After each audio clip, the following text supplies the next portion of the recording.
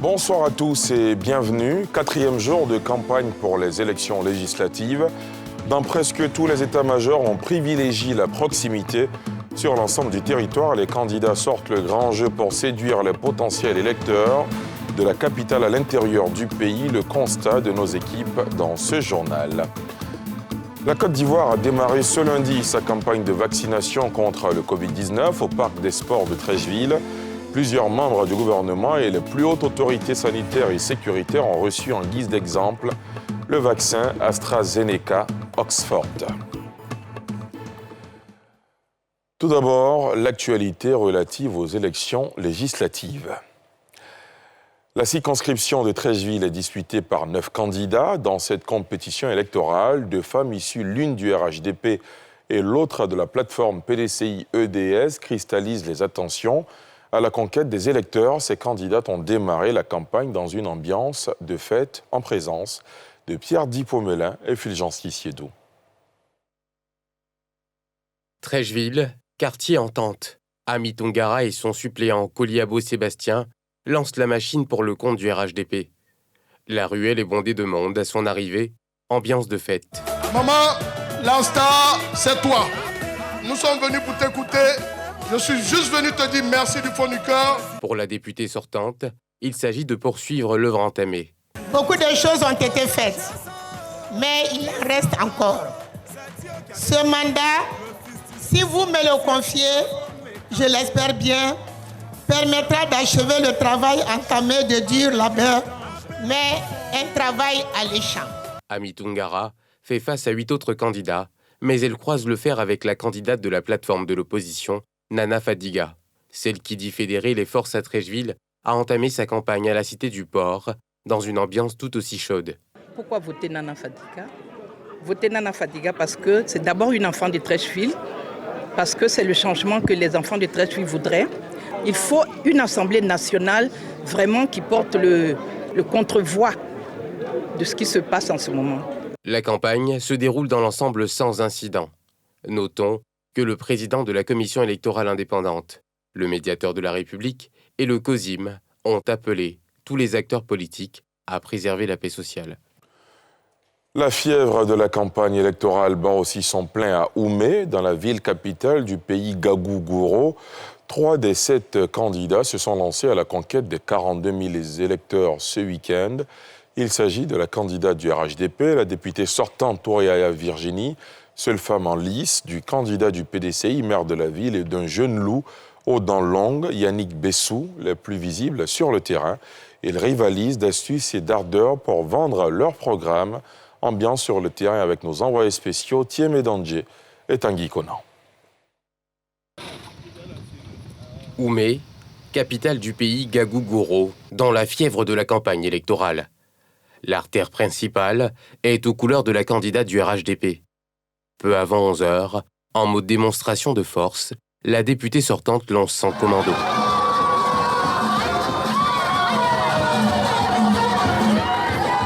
Il faudra attendre l'après-midi pour voir un autre candidat sur les 7 en lice à l'assaut des électeurs, le jeune cadre Yannick Bessou. Enthousiasme et confiance sont au rendez-vous de la première sortie du candidat en mode secouer le cocotier pour s'affirmer.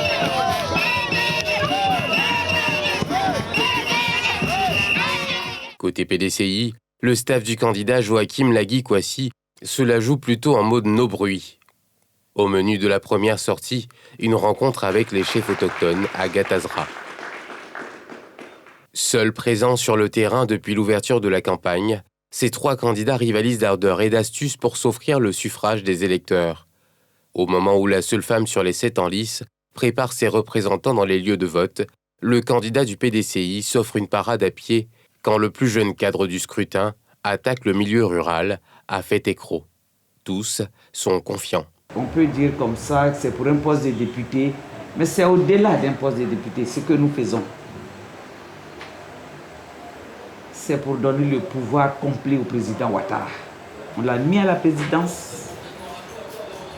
Il faut qu'on lui donne le manuel pour travailler. Il a travaillé tranquille malgré tous ces contrevents parce qu'on a été majoritaire. Et il faut qu'on reste majoritaire. Donc le destin est dans votre main. Nous sommes là pour dire à une jeunesse que nous sommes et nous voulons avec elle nous rendre disponibles. Alors, très chers amis jeunes, mettons-nous tous ensemble pour donner une leçon politique à toutes ces personnes qui ont toujours méprisé la jeunesse. Je veux, à travers ce premier meeting, envoyer tous les jeunes en campagne dès ce soir. Je veux envoyer tous les jeunes en campagne. Soyez les ambassadeurs de cette vision. Allez dire à nos parents, allez dire à vos camarades, allez dire à toutes ces personnes qui ont peur que nous n'avons pas peur. Allez dire à toutes ces personnes qui hésitent à se mettre avec nous de ne point avoir peur.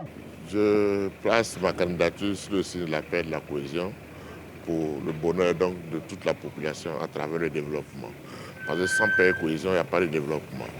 Un député n'est pas un acteur comment on dit, un acteur de développement, mais un député aussi un catalyseur de développement. Et je veux être un catalyseur de développement. Rappelons que le collège électoral de Guépao, Oumé commune et sous-préfecture comprend 42 000 électeurs. Appelés à départager dans les urnes le 6 mars prochain les 7 candidats, dont 3 déjà actifs pour vendre leur projet. Dans 5 jours, les Ivoiriens se rendront donc aux urnes pour élire leurs représentants à l'Assemblée nationale. La campagne bat son plein sur le terrain, vous venez de le voir. À Cocody, pour ce 4e jour de la campagne, on a privilégié la proximité. Les candidats vont vers les électeurs pour les convaincre de sortir, les élire le 6 mars prochain. Salif Yalekoué, Tanguy Conan. Abidjan, commune de Cocody. Ici, 2 sièges sont à pourvoir dans le cadre des législatives du 6 mars prochain. Il est 13h quand nous arrivons au quartier général du Rassemblement des eaux-fouettistes pour la démocratie et la paix. Le directeur de campagne est au four et au moulin, aux côtés de l'une des candidates. Nous faisons des campagnes de proximité, de porte à porte. Nous recevons les leaders d'opinion au niveau de Cocody et nous rendons visite aux grandes familles au niveau de Cocody. Et nous allons dans les quartiers sociaux pour se rendre compte des réalités et communiquer réellement avec la population. Il faut voter pour le RADP pour la stabilité. Il faut voter pour le RADP pour la paix. Il faut voter pour le RADP pour permettre au président de la République d'exécuter normalement le programme qui a été adopté par la population ivoirienne lors des élections du 31 octobre. Yasmina Ouayan, la députée sortante, l'une des figures de l'opposition, à travers la liste commune du Parti démocratique de Côte d'Ivoire et Ensemble pour la démocratie et la souveraineté, est en visite dans le village lagunaire de Blocos. Devant une assemblée essentiellement composée de femmes, elle explique le sens de la candidature de sa liste. PDCI, RDA et EDS qui ont décidé de s'unir pour réconcilier les Ivoiriens. Moi, Yasmina, que vous connaissez, la seule promesse que je vous fais aujourd'hui, c'est de continuer, comme ces 10 dernières années, à vous défendre, à me battre pour vous, en mon âme et conscience, à toujours faire passer vos intérêts avant toute autre considération. À côté des partis politiques, des candidats qui affichent une posture indépendante veulent se faire entendre, à l'instar de Serge Djibré, qui a rencontré ce jour des transporteurs. Nous sommes ces concitoyens-là que nous projetons dans l'espace politique parce qu'on considère que les acteurs actuels ne nous ont pas donné satisfaction.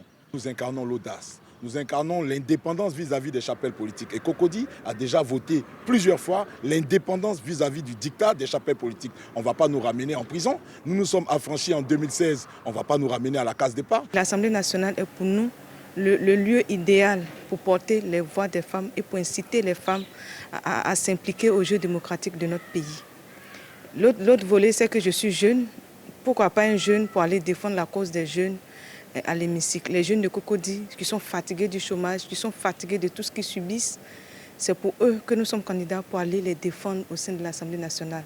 Ce sont 7 listes qui sont en lice dans la commune de Cocody.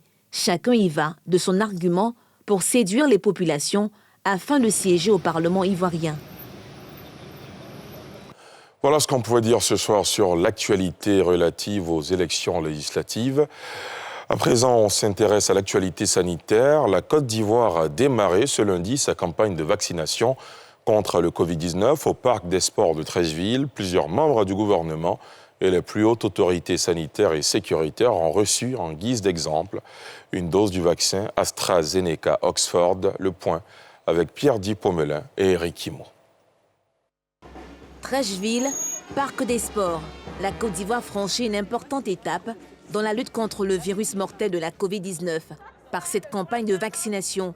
La première dose du vaccin AstraZeneca Oxford contre la Covid-19 est administrée au ministre d'État Patrick Kachi sous des acclamations. Nous nous sentons d'abord très fiers d'avoir été le pays qui le premier va donc administrer ce vaccin dans le cadre du mécanisme COVAX.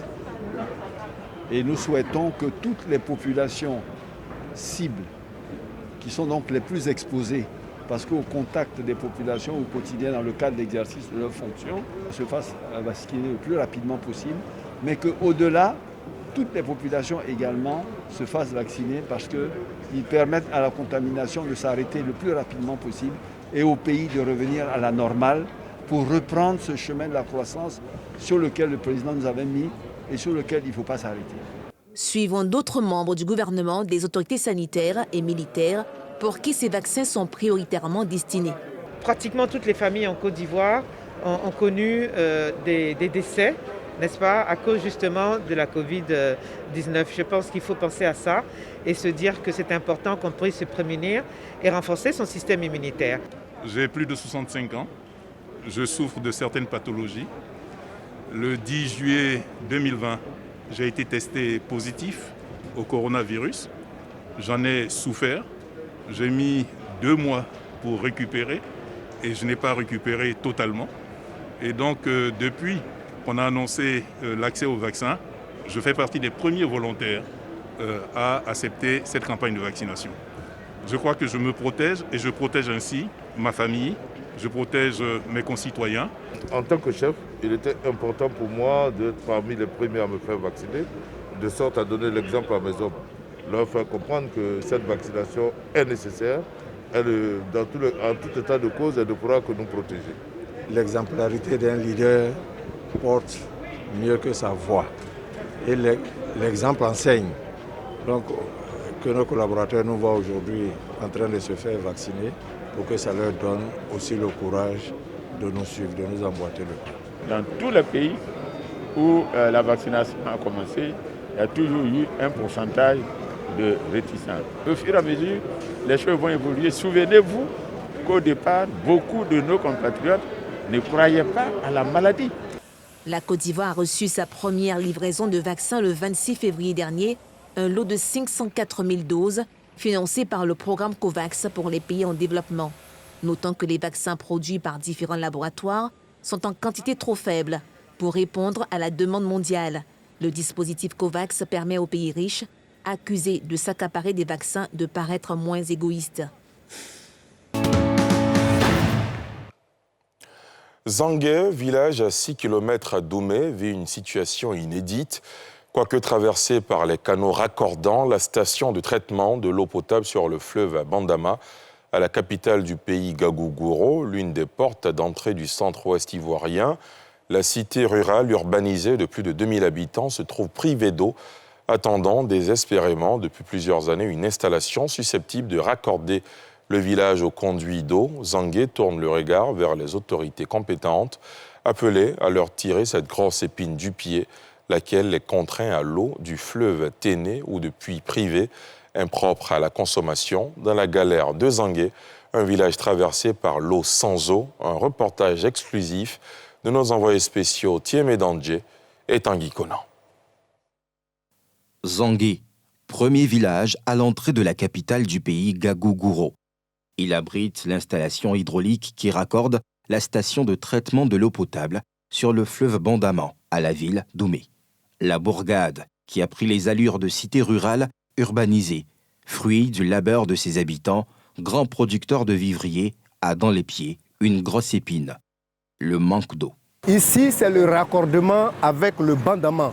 C'est ce prolongement qui va jusqu'à Oumé, c'est ça qui alimente Oumé. L'eau qui passe juste à côté, nous n'avons pas ici, franchement, ce n'est pas possible. Ses habitants attroupés sur la canalisation ou encore ses vendeuses de vivriers disent ne pas savoir à quel saint se vouer. Tu dois donner 2000, les gars se déplacent à aller puiser l'eau au bord sale pour venir nous aider, pour venir nous donner. Donc on n'a pas l'argent. Chaque jour que Dieu fait, tu vas payer chauffeur de taxi moto aller puiser l'eau pour envoyer. À l'intérieur du village, flanc nord, la quête de l'eau potable relève d'une course à la fortune. Quand on en dispose au seul puits, les visages s'illuminent. On souffre vraiment. Je trouve pas de l'eau. Depuis que je suis quitté à Oumé, à pied, je suis venu, c'est maintenant que je trouve de l'eau pour boire. Le hic a l'unique point d'eau qui dessert un village de plus de 2000 habitants. L'eau se fait par moments désirés. Bloqué, il faut attendre au moins 3 minutes avant que l'eau puisse revenir encore. Le récurrent besoin est sur toutes les lèvres, y compris celles des personnes du troisième âge. Notre problème, c'est l'eau. On n'a pas l'eau. Voilà la pompe là. C'est une seule pompe. Si quelqu'un s'arrête dessus, elle n'est pas encore finie. C'est barrique. On ne peut pas gagner l'eau. Le village est devenu grand, mais il n'y a pas l'eau. Si ce n'est pas dans les puits là que les femmes les prennent, des fois on va jusqu'à Téné pour aller prendre l'eau là-bas, pour venir boire. Oh ici, Téné là, c'est l'eau des choses. Dans ma façon là, c'est ça, on prend ça pour boire ici. Il n'y a même pas l'eau. Côté sud, cette ménagère a sa trouvaille. Une installation ingénieuse qui fait recueillir toute eau de pluie dans ce réceptacle. Son salut, elle le doit aussi à ce puits privé.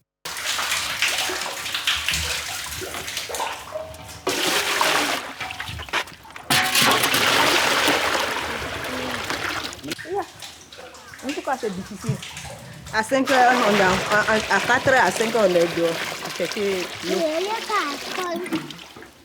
Face à l'épreuve de l'eau, les habitants jouent la carte de la solidarité, au mépris de tout risque sanitaire, aussi bien dans le puits privé que dans cette eau de surface du Téné, un fleuve que supplantent les installations hydrauliques pour alimenter Oumé.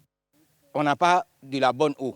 Ce que tu as sous la main, tu fais comment? Tu es obligé de boire. Même si tu sais que c'est l'eau qui te rend malade et que tu n'as pas de l'eau à boire. Or, l'eau aussi, c'est source de vie. On fait comment? Tu es obligé, à défaut de l'eau propre qu'on n'a pas. Tous ont le regard rivé vers les autorités compétentes, appelées à leur voler au secours. L'eau, c'est source de vie. S'il n'y a pas l'eau, on n'est pas en paix. L'eau aussi, c'est passé tout près là, c'est pas comme loin d'ici. Même pas 500 mètres. On a tout fait pour nous envoyer. Frappé de plein fouet par le besoin de l'eau, Zangué mise sur le plaidoyer pour sonner la fin de son calvaire. La galère de l'eau qui n'aura que trop duré. Ils sont beaux, nés de l'imagination et permettent d'exprimer des idées, des envies ou d'en apprendre davantage sur l'histoire. Pourtant, en Côte d'Ivoire, les arts plastiques ne semblent pas occuper la première place dans le domaine de l'art, malgré des peintres mondialement connus. Qu'est-ce qui explique le peu d'engouement de la population pour l'achat d'œuvres d'art? Comment se porte le secteur? Nadia Eja et Harouna Zeba répondent à ces interrogations. Entouré de peintures et de pinceaux, John Echard crée sur cette toile tableau-portrait. Pour son œuvre, John s'inspire de photographies auxquelles il ajoute une touche personnelle. Je peux associer au moins 4 à 5 images pour faire un tableau. Passionné par le dessin depuis la tendre enfance, John s'est investi pleinement dans la peinture en grandissant. Malgré son talent, l'homme peine à vivre décemment de son art. D'autres, même quand tu dis le prix du tableau, ils pensent directement à la nourriture. Pendant que tu dis le prix du tableau, ils disent « Ah, moi, je n'ai pas encore acheté mon sac de riz. » Et puis tu me dis « Le tableau, c'était prix. » Donc, ils voient que il n'a pas encore vu la valeur de l'art. Un avis que partage partiellement la population. Moi, personnellement, je pense que c'est joli. Ça fait beau quand on le dépose dans la maison. Mais particulièrement, je n'en ai jamais acheté. Je trouve les prix un peu élevés. C'est normal que ça puisse coûter cher parce que le nom même l'indique, l'art. Il faut être un artisan. C'est un travail qui nécessite beaucoup de temps. Pour mieux vendre, c'est donc vers les galeries d'art que se tournent les artistes. Daniel Bamik-Badé est artiste-sculpteur et expose dans cette galerie située à la Riviera 2. Ces œuvres sont créées à partir d'un matériau original avec, pour chaque création, un enseignement à délivrer. Je travaille à partir de matériaux de récupération, précisément le fer. J'ai voulu représenter la sagesse africaine à travers ce que moi j'appelle la maîtrise de la parole. Parce que là, quand j'ai travaillé, vous voyez bien, on sent le front, on sent les yeux, comme si c'était un personnage ou un visage humain. Mais ce qui est intéressant, c'est au niveau de la bouche. Et là, j'ai travaillé un peu sur le pouvoir de la parole. La parole, la bouche qui sert ici, comme j'ai mis un piège. Je fais très attention à ce qu'on dit le plus souvent. Parce que soit on se piège soi-même, on se condamne soi-même en parlant. Un travail fouillé qui paye bien. Il suffit d'avoir l'amour de faire la chose bien. Parce que tout ce que tu fais bien va toujours donner un bon résultat. Un bon résultat aussi, ça se monnaie, ça devient ce qu'on appelle l'argent. Donc moi, là, ça me nourrit bien. Parce que moi, je pense que l'artiste, même d'abord, premièrement, c'est pas l'argent, c'est ton rendu. Comme Daniel, ils sont plus de 150 artistes à bénéficier de l'accompagnement de cette galerie pour la promotion de leurs œuvres. Deux types de styles, un peu une partie abstraite et une partie figurative. Donc on essaie, en accrochant, de mettre un peu les deux en juxtaposition, histoire de pouvoir aussi, des fois nous recevons des enfants, nous recevons des écoles pour leur expliquer un peu ce qu'on peut entendre par art abstrait, en même temps que par l'art figuratif. Et pour mieux apprécier un tableau, il faut voir au-delà de la première perception. Si on veut vraiment percevoir la scène qui est là, il faudra que nous aussi on fasse un effort de distance, de recul, de positionnement, pour pouvoir lire ça. Et le monde, on voit des choses à travers les formes, les couleurs. Ici, ça parle de forme et de couleurs. Donc, quelque chose comme ça, ça peut vous aider à percevoir les choses, à comprendre des sentiments, à comprendre, anticiper des fois sur des choses. Un conseil bien mis en pratique par Naïm Souti, financier et par ailleurs passionné d'art. Dans l'antre de sa maison, impossible de jeter le regard sans tomber sur une œuvre d'art.